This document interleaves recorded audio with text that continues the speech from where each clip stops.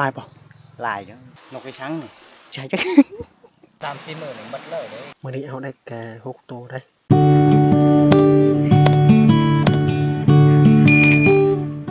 เอาสบายดีทุกคนเดี๋ยวนี้เราก็อยากไปหายิงนกนะทุกคนเพราะว่ามันมีนกกินหมากกกน้ำนะมันมีนกเขากับนกกระโดกนะทุกคนที่อันในพานนี่เพิ่นไปเบิ่งเพิ่นว่ามันมีนกกระโดกหรือนกเขาเป็นป่ะลายป่ะลายจังกินอยู่ลุมฮั่นใกล้ป่ะแต่นี่ฮั่นใกล้ๆนั่นเพิ่นว่ามันบ่ไกลปานใดอยู่ลุมฮั่นเพิ่นว่ามันมีนกเขาและนกกระโดกเพิ่นว่าโอ้ถ้าเฮาหันมาบ่ทันเพิ่นว่าเพิ่นไปก่อนได้เพิ่นไปปะแบบนั้นนะทุกคนเจ้าไปปะแม่นบ่แม่นแหละเพราะว่าเจ้าเสียดายนกเนาะมีแล้วทุกคนนกกระโดกคั่นแต่ว่าเบิ่งบ่เห็นได้อยู่ในหันมีนกกระโดกแต่ว่าตรงนั้นไปจอบเบิ่งอยู่ในหันนะทุกคนมันบินไปทางหันน่ะนี่ตัวนึงแหละนะทุกคนแต่ว่ามันบินออกจากตัวนี้นะโอเคทุกคนเฮาสิอยู่บอลได้บัดนี้ทำไมอัดบึงได้อยู่บึงนั้น เพราะถ้ามันอันในพานนี่แหละเพราะว่าในพานมันเคยเคยไปยิงอยู่นี่บ่วันนี้บ่เคยกันแต่ได้ยินพี่น้องบอกบ่แม่นแหละถึกแล้วเท่าไหร่ทนตัวนึงแต่เฮาบ่ฮู้ว่าสิไปตามหาได้หรือบ่นะเอาไปตามหานกที่เฮายิงบางอย่างนะทุกคนนายพรานเพิ่นว่าเพิ่น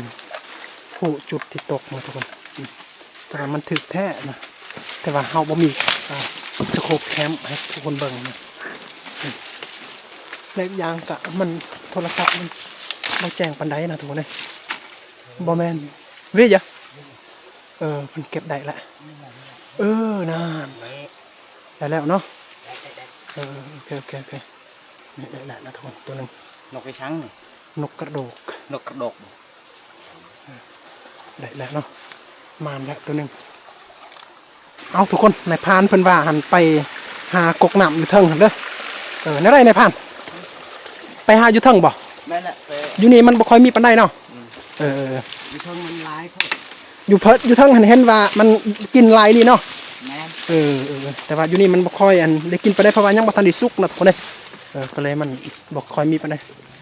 ก็มีอยู่แต่ว่ามันบ่ลายซ้ำอยู่เทิงเนาะแม่นโอเคจะใส่ก็ได้อยู่จุดใดในพันอยู่จุดอยู่เทิงอยู่เทิงหันบ่บอลที่มีเมฆปกคลุมหันบ่หรือว่าบ่เทิงฮอดนั่นบอลมีเมฆปกคลุมมันไกลเติบเนาะไกลโอ้ยในผ่านเลยฮะขามห้วยบ่ห้วยน้อยติห้วยน้อยติอยู่แคมห้วยหันบ่แม่นแล้วอยู่แคมห้วยแล้วในผ่านเคยไปหายิงบ่อยู่แถวหันนั่นบ่เคยอยู่ยามกลางคืนไปหาเงินยามหาเงินได้บ่ม่านบ่บางเทื่อก็ม่านบางเทื่อก็บ่ม่านแล้ว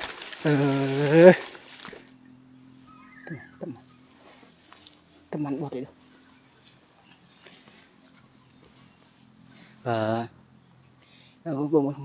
เราสิยิงนกอยู่แล้วเรายิงตัวนึงแล้วถึกตัวนึงเลยนกอากาศนะตัวนึงจักนกกระชังเขาว่า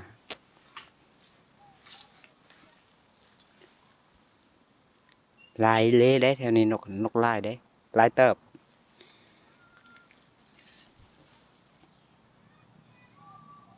แซมได้มันนี่ยิงปืนนี่แซงขนาดเด้มันบ่ใช่จัก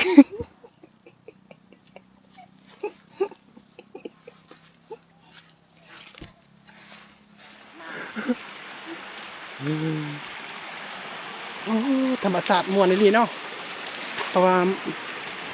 มักจะมีนกหลาย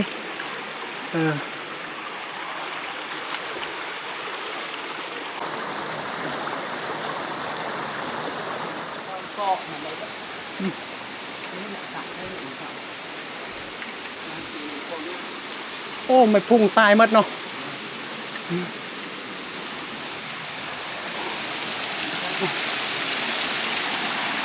โอ้โหมื่นเด้อ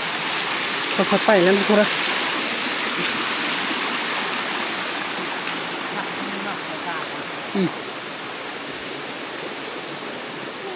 จักมือแหละบอกฝนตกอยู่ บอกมันตกวะ อืม 2 มื้อแล้วบอกมันตก 2 มือ2 มือนะโอ้โหหอดแล้วทุกคนเลย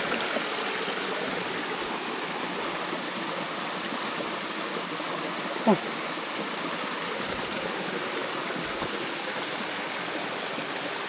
มันมีเสียงนกอีหยังนะ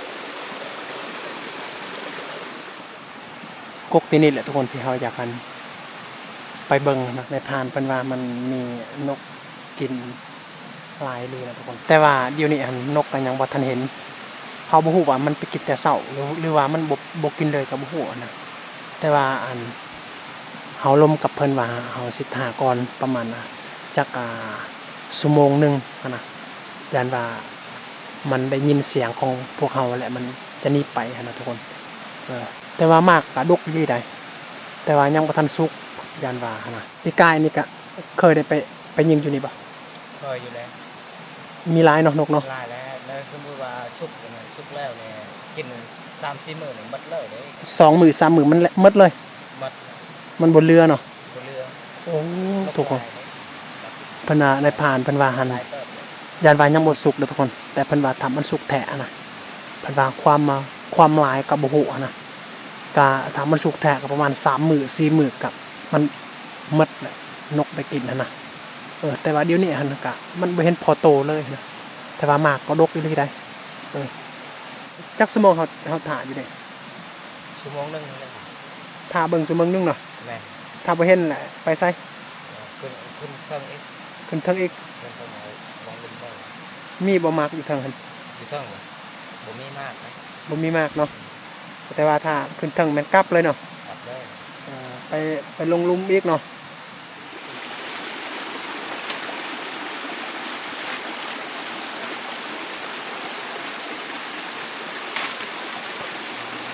เบิ่งเต้ แม่ นี่บ่ กินมาเป็น เออ แซ่บได้ขั่วกับมัน ขั่วกับ น้ำมันหมูเด้อ คั่วกับมันหมู น้ำมันหมู แซ่บเนาะ แซ่บ อืม แซ่บ เคยกินบ่แต่ละเทื่อ เฮ้ย บ่เบื่อติ ฮะ บ่เบื่อติ บ่แล้วค่ะบ่เบื่อแล้ว มันเป็นอาหารเนาะเป็นอาหารตามธรรมชาตินะ บางคนเนี่ยกินจะเบื่อแต่บางคนเนี่ยกินเป็นยาเบื่อคือค่อยเนี่ยเป็นยาเบื่อแล้วจะกินละเลยๆนะ บางคนมันบ่ค่อยอยากกินปานใดเนาะ มันบ่ค่อยแซ่บ เบื่อบ่แซ่บเขาว่า เบื่อเพิ่นว่าเนาะกินบ่แซ่บเนาะ แต่เขาว่าเบื่อ รสชาติมันต่างกันกับรสชาติของซีนเห็นไหมแต่ว่าเจ้าเนี่ยอยากกินตลอดเลยเนาะ ไป เ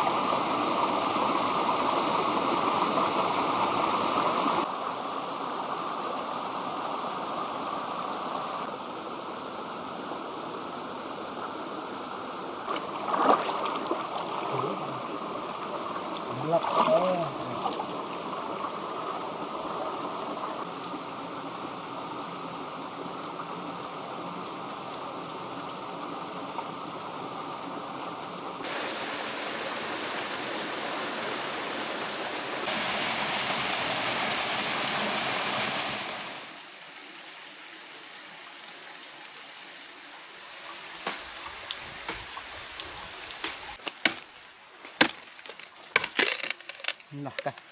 บ่ถึกนะถึกแล้วก็เลยเต็มแกรงจ้ะน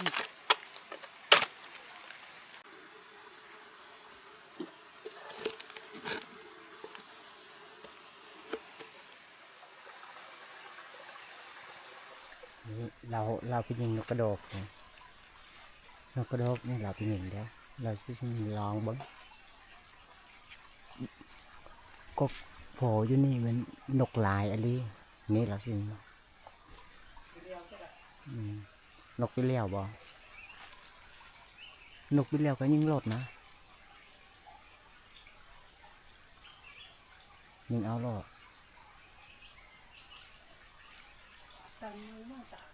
ฮะ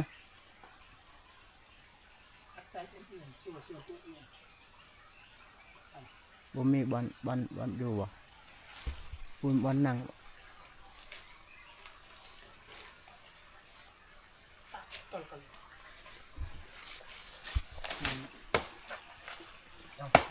ไปเดียวเลย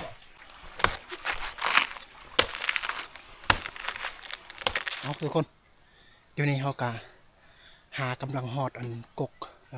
มักน้ำโตที่2เลยนะทุกคนแต่ว่าอยู่นี่เฮากะกำลังมันทางโตว่ามันบังบ่ให้เฮาเห็นมันนกไปกินนะตัวนี้หมากอีลายนะทุกคนอยู่นี่นกมันไปหมดแล้วเพราะว่ามันลักไลที่เฮาตัดกกใหม่นะทุกคนมันได้ยินเสียงมันกระจึงด้านมันมีแต่นะครับว่าเป็นยังครับเอาทางมันละเอียดก่อนตัวว่าติดcái đò cái cây nhãn là cái đò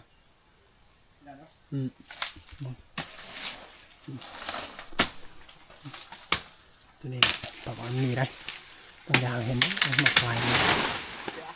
มันติดcái đò kì cái bằngมันติดปันตัวของแบบbây giờ anh nhắc lần cái lòng yên nàyปันcòn có tội tân rồiเขาทางโตมาโตว่ามันบังบ่ให้เราเห็นนกไปกินหมากตัวอันนี้นะข้าสำเร็จแล้วตัวนาโทนเดี๋ยวนี้เขาก็อยู่ในบริเวณนี้แหละนี่บริเวณนี้เลยแต่ว่าเดี๋ยวเราจะเห็ดอันเนี่ยบังบ่ให้นกมันเห็นนะสำเร็จแล้วได้นี่ยังแต่ถาเบิ่งนกได้ถ้ามีทุกคน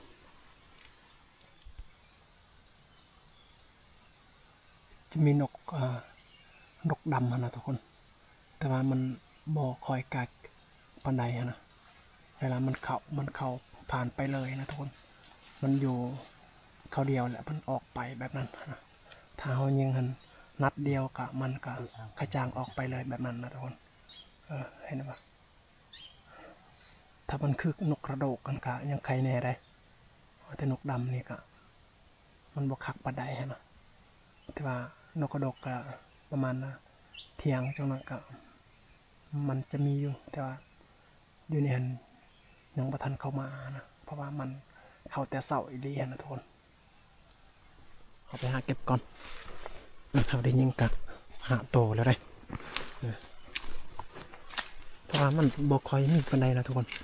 เอาไปหาเก็บก่อนว่ามันจักมันตกบอลใดเวียดินลำโอ้กันนั้นนายพานไปเก็บก่อนแต่ว่าเพิ่นบ่ฮู้ว่ามันตกบอลใดนะทุกคนโอเคเอาไปหาเก็บก่อนเอาหูบอลเก็บนะแต่นี่แหละทุกคนเอาทุกคนเมื่อนี้เอาได้แก่6ตัวได้2คนเอาแต่ว่าเขาได้ยิงกระไรโตนะแต่ว่าเมื่อตกลงมาเขาไปหาเก็บมันเขากับบูมันตกบอลใดก็เลยเขาก็ได้เก็บแต่6ตัวนี้นะทุกคนโอเคมีแต่เขาจะกลับแหละทุกคนมีแต่สำนีเลยเด้อฝากพี่น้องกะได้เบิ่งได้เห็นมีแต่อย่าลืมกดไลค์กดแชร์และกดติดตามเป็นกำลังใจเด้อต้นแรงนี่ก็จะเป็นสว่างสดใสมันมีแดดแน่นะตอนเสาร์บางอย่างกะมันมืดแน่นะทุกคนนี่แหละเอาอย่างนั้นนะยังมาท่านสุกปานใด